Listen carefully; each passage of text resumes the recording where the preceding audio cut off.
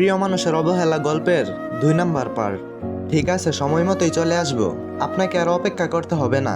এরপর নওরিন চলে গেল, আর আমি যখনই আসতে যাব ঠিক তখনই একটা মেয়েলি কণ্ঠে আমাকে ডাকলো, এই ফারহান শোন। হ্যাঁ বলুন, তুমি নওরিনের বাসার ড্রাইভার না? আমি বললাম হ্যাঁ, কিন্তু আমি তো আপনাকে চিনতে পারলাম না। আমি রাইমা, নওরিনের সাথেই পড়ি। কালকে দেখলাম ও হঠাৎ তোমাকে থাপ্পড় দিল। দিয়েছিল তো, কিন্তু সেটা যখন দেখছেন তাহলে আবার জিজ্ঞাসা করতেছেন কেন? আরে জিজ্ঞাসা করছি কারণ ও তোমাকে শুধু শুধু সবসময় এরকম বকাঝকা করে। তুমি ওদের বাসার চাকরিটা ছেড়ে দিতে পারো না? আমি বললাম, আমাকে একটু সহানুভূতি দেখাচ্ছেন সেজন্য আপনাকে ধন্যবাদ, তবে আমি ওদের বাসার চাকরিটা ছাড়বো না। রাইমা বলল, কেন? আমি বললাম এমনি। আচ্ছা আমি যাই এখন, অনেক কাজ আছে আমার। রাইমা বলল, আচ্ছা ঠিক আছে যাও, তবে তোমার মোবাইলটা একটু দেখি, আমাকে দাও তো। আমি বললাম, কেন, আমার মোবাইল দিয়ে আপনি কি করবেন?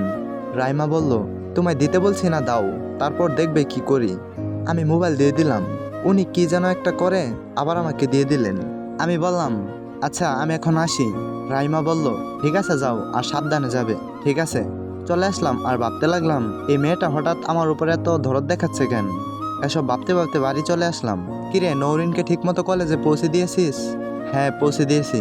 ঠিক আছে যা, গিয়ে বাজার করে নিয়ে আয়। এরপর বাজার করে নিয়ে এসে আমি আমার রুমে গিয়ে একটু রেস্ট নিলাম। তখনই একটা আননোন নাম্বার থেকে কল আসলো, কিন্তু ধরলাম না। আবার সেই নাম্বার থেকেই কল আসলো, এবারও কেটে দিলাম। ভালো লাগছিল না তাই শুয়ে পড়লাম। শুয়ে ঘুমিয়ে পড়লাম। উঠলাম বিকাল 4টায়। এরপর ফ্রেশ হয়ে নওরিনকে আনার জন্য চলে গেলাম ওর কলেজের সামনে। আমি গিয়ে দেখি নওরিন একটা ছেলের সাথে হাসতে হাসতে কলেজ থেকে বের হচ্ছে, কিন্তু ছেলেটিকে আমি কয়েকবার দেখছিলাম আর অনেক মেয়েদের সাথে এরকম ভাবে চলতে। আমার যত দূর মনে হয়েছে তাতে করে ছেলেটি হয়তো বেশি একটা ভালো না। কিছুক্ষণের ভিতরে ওরা চলে আসলো আমার সামনে। এরপর ছেলেটি চলে গেল আর আমি ম্যাডামকে নিয়ে চলে আসলাম। আমি বললাম, ম্যাডাম এই ছেলেটি আপনার সাথে কি করছিল? ম্যাডাম বলল, সেই কৈফত কি আর তোকে দিতে হবে নাকি?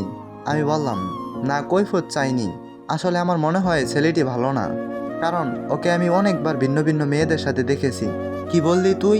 তোর সাহস কি করে হয় আমার বয়ফ্রেন্ডের নামে এগুলো বলার? না আসলে দেখছি তাই বললাম।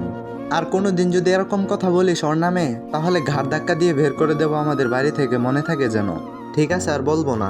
এরপর বাসায় চলে আসলাম আর আমি আমার রুমে গিয়ে রেস্ট নিচ্ছিলাম। তখনই কাজের মেয়ে এসে আমাকে খাবার দিয়ে গেল, ডাল, আলু সিদ্ধ আর একটা কাঁচা লঙ্কা। আমার রাতের খাবার এগুলোই। আমি খেয়ে একটু ছাদে আসলাম।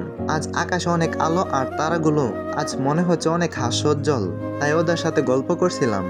আমি আমার প্রতিদিনের কাজকর্মগুলো ওদের সাথে শেয়ার করি, কারণ একমাত্র ওরাই আমার কথাগুলো মন দিয়ে শুনে আর মাঝে মাঝে আমাকে চোখ মারে, তখন খুবই ভালো লাগে।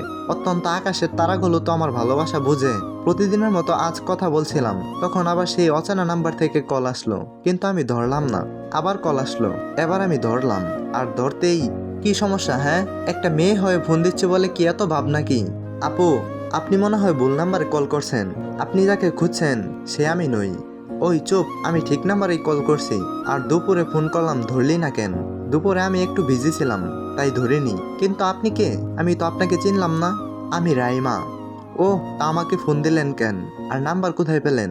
রাইমা বলল, সেটা তোমাকে বুঝতে হবে না, ফোন দিছি কেন, আর নাম্বার তো সকালেই তোমার ফোন থেকে নিলাম।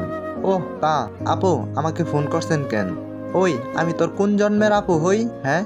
আমি বললাম, ওহ বুঝতে পারছি, আমারই ভুল হয়েছে। মনে ছিল না যে আপনি তো আমার ম্যাডাম এর সাথেই পড়েন, আর আপনাকেও ম্যাম বলে ডাকতে হবে। রাইমা বলল, ওই, আমাকে ওই রকম নামে ডাকবেন না। তোমার ম্যাডামের মতো আমি এত অহংকারী না যে মানুষকে মানুষই মনে করে না। আমি বললাম, তাহলে কি বলে ডাকবো আপনাকে? রাইমা বলল, আমার নাম ধরে ডাকবে, রাইমা বলে ডাকবে। আমি বললাম, কিন্তু? রাইমা বলল, কোনো কিন্তু নয়, যা বলছি তাই হবে। এরপর রাইমার সাথে অনেকক্ষণ কথা বলে ফোন রেখে দিলাম। মেয়েটা অনেক কথা বলতে পারে, বক বক করে আমার কান ঝালাপালা করে দিছে। তবে মেয়েটার মনে কোনো অহংকার নেই, খুবই ভালো মনের মানুষ। এরপর আমি যখনই ঘুমানোর জন্য রুমে যাব, তখনই পেছনে দেখলাম নওরিন দাঁড়িয়ে আছে। আর ও আমাকে যা বললো তা শুনে আমার আজ অনেক খারাপ লাগলো, কারণ একজন মানুষ কিভাবে না জেনে এরকম কথা বলতে পারে। পরবর্তী পর্বের জন্য অপেক্ষা করুন, আর পুরো গল্পটা শোনার জন্য ধন্যবাদ সবাইকে।